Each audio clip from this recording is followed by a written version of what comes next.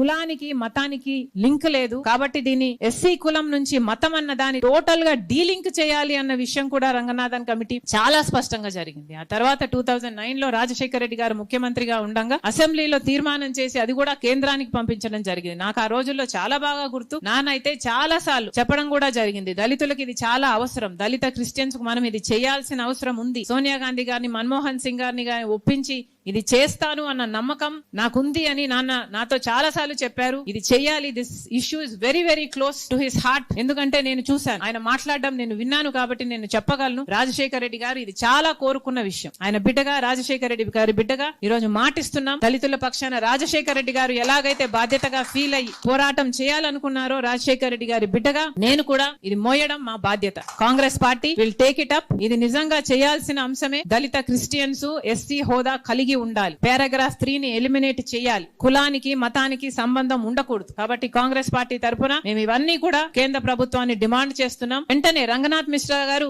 ఏ పాయింట్లు అయితే పెట్టారు మొత్తం రిపోర్ట్ ని టేబుల్ అయినా చేయండి పార్లమెంట్ లో, లేదంటే మీకు ఆ కమిటీ మీద నమ్మకం లేకపోతే ఆ పాయింట్లను మాత్రమే టేబుల్ చేయండి. దాని మీద డిబేట్ జరగాలి పార్లమెంట్ లో. పార్లమెంటేరియన్స్ కూడా దీని గురించి మాట్లాడాల్సిన అవసరం ఉంది. ఎవరు స్టాండ్ ఎలా ఉందో ప్రజలకు అర్థం కావాల్సిన అవసరం ఉంది. కాబట్టి వెంటనే దీన్ని టేబుల్ చేయాలి, దీని మీద డిస్కషన్ జరగాలి.